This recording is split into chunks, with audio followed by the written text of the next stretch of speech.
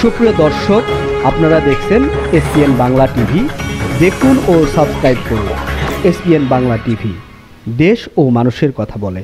প্রধান অতিথি আজকের অনুষ্ঠানের বিজ্ঞজন, প্রাজ্ঞজন এবং আমাদের বিএনপি চেয়ারপারসনের জননেত্রী খালেদা জিয়া, দেশনেত্রী খালেদা জিয়ার দেশনেতা তারেক রহমানের আস্থার লোক আজকের প্রধান অতিথি মাননীয় বিচারপতি আব্দুল সালাম মামুন স্যার, যিনি বিএনপি কেন্দ্রীয় নির্বাহী কমিটির অন্যতম নেতা। মঞ্চ mister guest governor HM Rezaul Karim Tuhin, যিনি বাদশার এক সময়কার কর্ণধার, স্বপ্নদ্রষ্টা, যিনি বাদশার গ্রন্থ লিখেছেন এবং বাংলাদেশ ইউনিয়ন পরিষদ কর্মকর্তার এখনো হাল ধরে আছেন। মঞ্চ মিস্টার আমাদের প্রিয় মানুষ ডক্টর আবু তাহের অ্যাডভোকেট, নারী নেত্রী নীলা শেখ, যিনি গণ অধিকার পরিষদের সেক্রেটারি, আমাদের গাজীপুর থেকে দিয়েছে মালিক ভাই এবং গীতিকার গোলাম কিবরিয়া ভাই সহ আমাদের সনেট কবি বললে ভুল হবে, এখানে হয়তো সামনে আছেন কিনা, কবি জামশেদ দেখতে পাচ্ছি না আমি। এখন আমাদের যে লোকজন আমার সাথে সবসময় থেকে যারা কাজ করে, আমাদের কবিতা ইসব কনক, আমাদের নাজর মিলন, আমাদের আবুল বাশা বাদল কই দেখতে পাচ্ছি না, এই বাদল কোথায় আছে দেখতে পাচ্ছি না, আমাদের মনির ভাই, আমাদের সাংগঠনিক সম্পাদক, সবসময় যারা আমার পাশে ছায়ার মতো আছে। নজরুল গতকালকে আমার গল্প করছে মানে আমি গতকালকে বুধ 4টায় ঘুম ভেঙেছে, ঘুম ভেঙে দেখে আমার প্রেশার নিয়ে হয়ে গেছে 40 আর 50, প্রেশার নাই। তা আমি শঙ্কিত ছিলাম যে প্রোগ্রাম মনে হয় ক্যান্সেল করতে হবে। কার সঙ্গে যে ফোন করবো এই সুযোগ মানে এই শক্তি সাহস আমার ছিল, সাহস মানে শক্তিটাই ছিল না, এনার্জি ছিল না। সকালবেলা আজকে সকালে সেম কন্ডিশন, ভোর 7টা থেকে 11টা পর্যন্ত আমি ঘুরেছিলাম, মাথায় ঘুরতেছে বন বন করে, প্যান একটাকে পাতা দেখতেছে। উনি 15 জানিয়ে গেলে আসছে। এখন ঠিক 11টার পরে কিছুটা আমার কাছে মনে হয়েছে আমি সুস্থ, তারপরেও প্রোগ্রাম করতে হবে, প্রোগ্রাম করব। প্রিয় শ্রোতা মণ্ডলী, আসসালামু আলাইকুম। আজ আমরা যার কথা বলছি তিনি এক কবি নন, শুধু তিনি একজন বজ্রকণ্ঠ, বেদনার আগুনে দগ্ধ এক ধ্রুবতারা, যিনি সুশীতের পাশে দাঁড়াতে জানতেন, অত্যাচারের বুকে হাত দিতে পারতেন সারা। হ্যাঁ, আমি কথা বলছি বিদ্রোহী কবি কাজী নজরুল ইসলামের, যার কলমে জড়ে পড়েছে দারিদ্র, সাম্য, বঞ্চনার ব্যথা। যিনি বলেননি শুধু কথা, দিয়েছেন সমাজ বদলের কঠিন কথা। শ্রোতারা, নজরুল কি কেবল কবিতা লিখেছেন প্রেমের? না, নজরুল লিখেছেন কুলি মজুরের কর্মাক্ত এক বেদনাদগ্ধ চিত্র, যেখানে রেলের প্ল্যাটফর্মে বাবু ধাক্কায় কুলি পড়ে যায় নিচে, আর কবির চোখ ফেটে আসে জল, তিনি কষ্ট তোলেন, এমনই করে কি জগৎ জুড়িয়ে মার খাবে দুর্বল। এই তো শ্রেণী চেতনার মর্মবাণী, এই তো প্রতিবাদের মূল পংক্তি, এই তো নজরুল যে চেয়েছেন দুর্বলের চোখে আলো জ্বলুক মুক্তি। শ্রোতা মণ্ডলী, নজরুল হুটহাট করে লেখেননি, তার প্রতিটি কবিতার চিন্তার পরিণতি, তার কলমের কালি ছিল রক্ত মাখা, তার বাণী ছিল প্রচারিতের গাথা। তিনি লিখেছেন গাই সাম্যের গান, যেখানে আসিয়ে এক হয়ে গেছে সব বাধা ব্যবধান। এ কণ্ঠে ধ্বনিত হয়েছে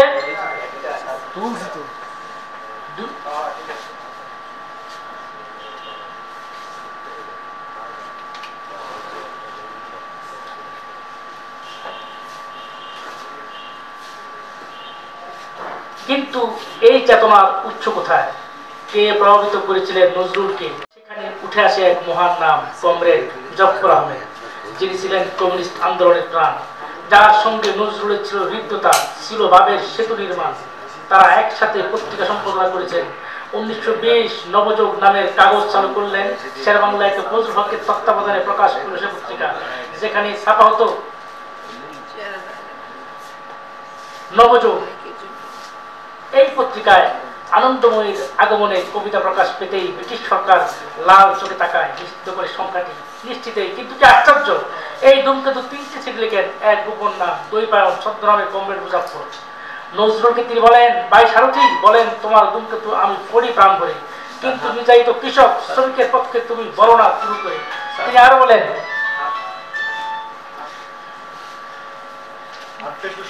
আমাদের প্রিয় কবি বলি, আসলে নজরুল হচ্ছে ক্লাস কনফ্লিক্ট, যেটা আমাদের শ্রেণী বৈষম্য, যেটা নজরুল হচ্ছে শ্রেণী চেতনার এক প্রাকৃষ্ট উদাহরণ।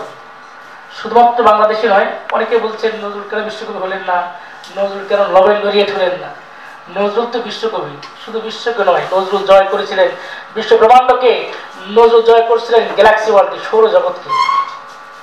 আমরা নজরুলের কবিতায় যদি বিজ্ঞান দেখি, নজরুলের কবিতায় যদি দর্শন দেখি, এই সব কিছুই কিন্তু সমগ্র বিশ্বকে তিনি যে অতিক্রম করেছেন তার রেজাল্ট। এবং নজরুল ছেড়ে যেত না, নজরুল শুধুমাত্র দলিতদের কবি, দরিদ্রদের কবি, প্রেমের কবি, প্রেমিকের কবি, কিন্তু বিদ্রোহের কবি নয়। নজরুল মূলত মানুষের কবি। নজরুলকে বিদ্রোহী কবি বললে খণ্ডিত অংশ বলা হয়। এবং শুধুমাত্র নজরুলের কবিতা পড়ে কিন্তু নজরুলকে বিচার করা যাবে না। নজরুলের প্রবন্ধ, নজরুলের গান, এবং নজরুল শুধুমাত্র গান, কোথায় নজরুল নেই? বাংলা সাহিত্যের আমরা যেদিকে তাকাই সেদিকে নজরুল রয়েছে। এই যে নজরুল অবাধ বিচরণ, সময়কাল কত? 1940 পরেই নজরুল হয়ে গেলেন বাকরুদ্ধ। যদি ওই সময়টাও নজরুল সময় পেতেন তাহলে হয়তো আমরা আরো কিছু পেতাম। আমরা বঞ্চিত হয়েছি। আমি নজরুলের যে শ্রেণী চেতনা, নজরুলকে যদি আমরা স্টাডি করতে না পারি এবং নজরুলকে যদি আমরা ধরতে না পারি, ক্যাচ করতে না পারি, বাংলাদেশের কোনো বিপ্লবী যত কথাই বলেন কোনো কিছুই কাজে আসবে না। কারণ আমরা এখনো নজরুলকে ক্যাচই করতে পারিনি যে কোন জায়গাটাকে নজরুল ধরতে হবে। আমাদের যে আগস্ট জুলাই বিপ্লবের কথা আমরা যেটা বলি সেটাও কিন্তু রেজাল্ট অফ নজরুল। নজরুলের গান, নজরুলের কবিতাই আমাদেরকে মূলত, নজরুলের গান এবং নজরুলের কবিতাই আমাদেরকে উৎসাহ, উদ্দীপনা, প্রেরণা জুগিয়েছে। আমরা ভুলে যাই যে কথা বলেছিলেন আমাদের কবিতা কিছুক্ষণ আগে বলেছিলেন যে একটা বড় ধরনের প্রোগ্রাম জাতীয়ভাবে হয়নি। সত্য কথা, নজরুল করতে পারতেন, করেনি। আমাদের অপুকে আছে, হ্যাঁ, শফিকুদ্দিন অপু আমার ইভেন্ট, আজকে যে ইভেন্টটা দেখতেছেন আপনারা, এটা কিন্তু তার সাজানো, তাকে দায়িত্ব দিয়েছিলেন। তা আমি অপুকে ধন্যবাদ জানাচ্ছি। আর আজকে ডিক্লেয়ার দিতে চাই, বাংলাদেশের নজরুলকে নিয়ে সবচেয়ে বড় ইভেন্টটা জাতীয় মনোদেশটি করবো 29 আগস্ট নজরুল মৃত্যুবার্ষিকীতে। সুপ্রিম কোর্টের মাঠে অথবা বাংলাদেশের মাঠে অথবা ঢাকা বিশ্ববিদ্যালয় প্রাঙ্গণে হবে। এটা ওই নজরুল অনুষ্ঠানের আহ্বায়ক হবেন মাননীয় বিচারপতি আব্দুল সালাম মামুন। তিনি এখানে প্রেজেন্ট আছেন, আমি ডিক্লেয়ার করছি। এটা হাতে স্যার জন্য আমি স্যারকে বলেছি আমাদের যদি নাকি না পারি পরিস্থিতিগুলো না ধরে এখানে হয়তো 5-7 খরচ হবে, যতটা খরচ হোক তা আমি অ্যারেঞ্জ করবো সংগঠন হিসেবে। আমি স্যারকে কথা দিচ্ছি যে যদি আমরা এখানে থাকি, আমরা নিশ্চয়ই রাষ্ট্র পারে নাই, যেটা আমরা বেসরকারি ভাবে আমরা চাইলে পারবো, বেসরকারি ভাবে আমরা চাইলে আমরা উদ্যোগ নিলে পারবো ইনশাআল্লাহ। এ পর্যন্ত আমাদের কোনো উদ্যোগই আমাদের বিফল হয়নি।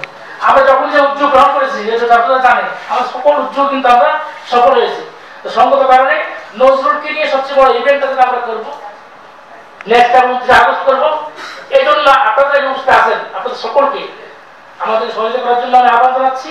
আর আপনারা আমাদেরকে পরামর্শ দেবেন, টাকা পয়সা দিতে আপনার সমস্যা নেই, আমাদেরকে টাকা গরম কিন্তু দেখা গেছে তুহিন ভাই বলছে বাংলাদেশ ইভেন্ট করছে সব টাকা দিবে, আপনাদের টাকা দিতে হবে না ভাই।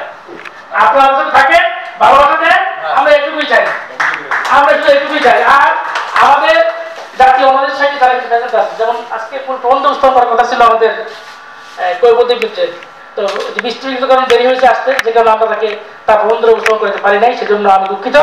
আমাদের আজকে নান্দনিক উপস্থাপক যে মঞ্জু ঈশা, তার প্রতি আমি কৃতজ্ঞতা জানাচ্ছি। আমাদের কোটা বিরোধী আন্দোলনের অন্যতম রূপকার আমাদের আব্দুল ওয়াদুদ এবং আমাদের নান্দনিক উপস্থাপক রনি আক্তার, ওই যে পাশে বসা আছে কবি কনক আছে, তাদের নাম বলতে পারলাম সবাইকে তো মনে থাকে না ভাই। ওই যে নালা ইসলাম, নালা ইসলাম আছে, আমি নালা ইসলামকে মাত্র ফোন আজকে সকালে ফোন দিয়েছি, ওই যে আসে প্রোগ্রাম আসেন, ওই যে বসপারিনা কবি সুবর্ণা দাস আমার ছোট বোন, ঠিক আছে। এখন যারা আছেন এখানে ওই যে শিল্পী এই যে আমাদের সাইফুল আকি আছে, আর যারা আছেন তাদের নাম বলতে পেরেছি, তাদের নাম বলতে পারিনি। ওই যে পিছনে মাইনুদ্দিন ভাই আছে, আমার পেছনে থাকবে হিরো মাইনুদ্দিন, ঠিক আছে। আপনাদের সকলকে আমরা শ্রদ্ধা জানাচ্ছি।